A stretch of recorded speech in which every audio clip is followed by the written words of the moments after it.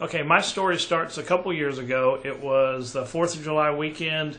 We had lots of family coming in for the weekend, and our whole goal was to take our boat out on the lake and take family members that don't get a chance to go out boating much. Now you can imagine getting ready for when you got folks, family from out of town coming in to see you, you want everything to go just right.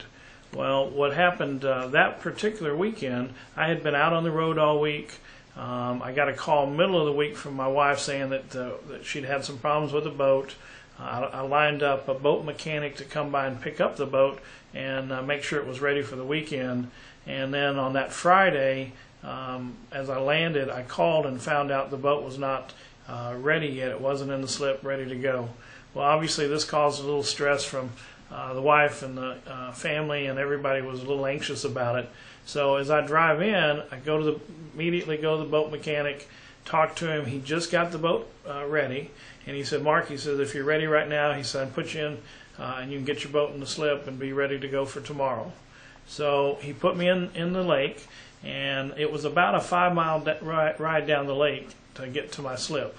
And one of the things that you got to know is that I've boated this lake for my entire life. And one of the habits I have is when I'd come out of the dam, or right by the dam at the marina, there are two channels, the main channel and a secondary channel. I would always take the main channel down the lake, which is fairly common for a lot of people that boat there. And on this particular day, that's what I did. I went out to the main channel, and as I went down the main channel toward where I would keep my boat, the boat died on me. Now, as it died on me, the first thing I did is I started looking to try to figure out what was wrong, and then I realized pretty quickly that I'm floating down the lake, and so I put out an anchor line. Well, what I didn't anticipate was I have about 60 feet of anchor line, and the water there is about 80 feet deep. So I couldn't get an anchor to hold. I couldn't get an anchor, didn't have enough line for it to actually catch. So at this juncture, I'm about a half a mile from the dam. And I began to realize I need to get someone to help me to get me out of the channel.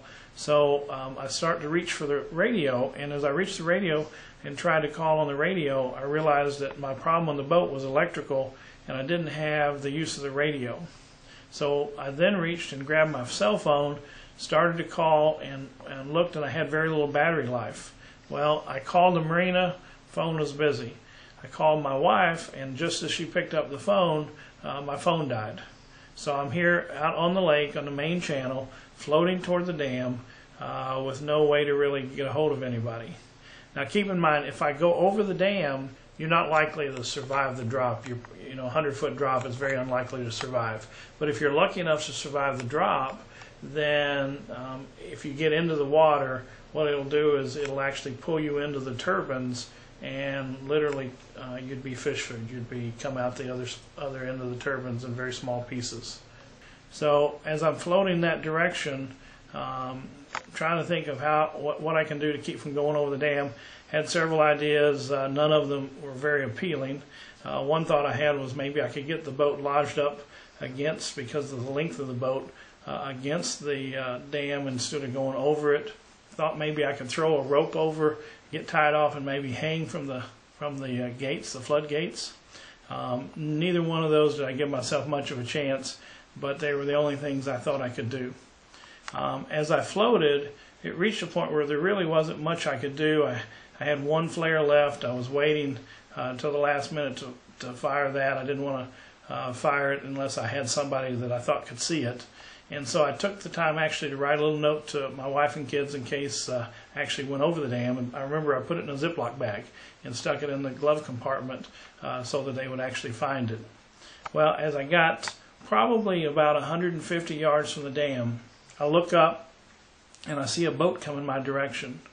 And so I began to look at the dam, look at the boat.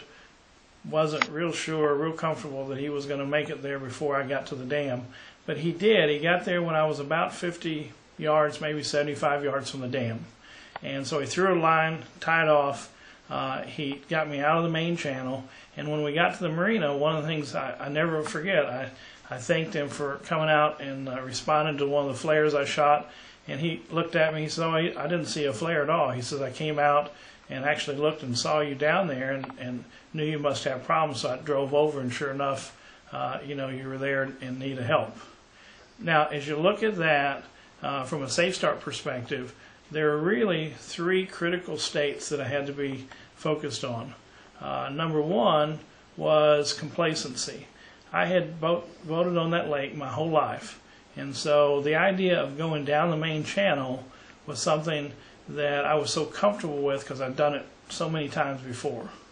The other thing, when you think about it, I was very frustrated and I was in a hurry. I needed to get the boat down there to get it ready, and I was frustrated that it wasn't already taken care of and that I had to deal with it at the last minute. Now, when you look at those three, in and of themselves, they're bad enough, but when you put all three together, that even makes it more likely that you're going to commit a critical error. And in my case, the critical error that I created was the error of mind not on task. I was so focused on getting down to the slip, I was so focused on the things I needed to get done, I really wasn't paying attention to, and I really didn't trigger on those states in terms of being aware of what I was doing.